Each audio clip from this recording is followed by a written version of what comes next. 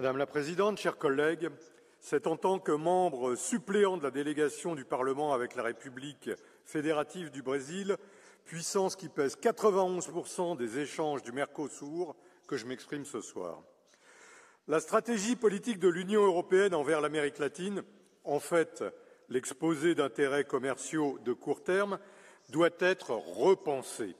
L'Amérique latine et l'Europe, unies par des liens de civilisation et de culture, méritent mieux que cette vision-là.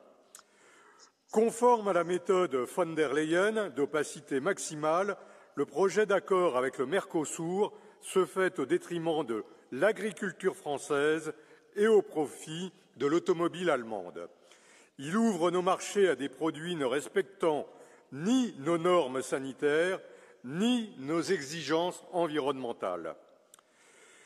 Comment expliquer aux éleveurs français et européens, aux producteurs de viande bovine ou de sucre, qu'ils devront affronter une concurrence déloyale fondée sur des coûts de production dérisoires et l'usage de substances interdites en Europe? Une telle politique n'est pas du commerce équitable, c'est un sabordage pur et simple de notre agriculture.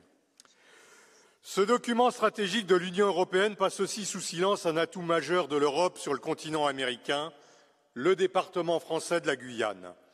Ce département fait de notre pays une puissance directement présente sur le continent sud-américain.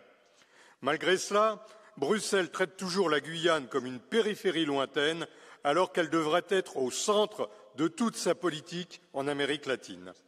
En réalité, la politique de l'Europe à l'égard de l'Amérique latine doit d'abord être celle de nations souveraines, coopérant d'égal à égal, et non l'expression d'un marché sacrifiant nos atouts sur l'autel du libre-échange. Je vous remercie.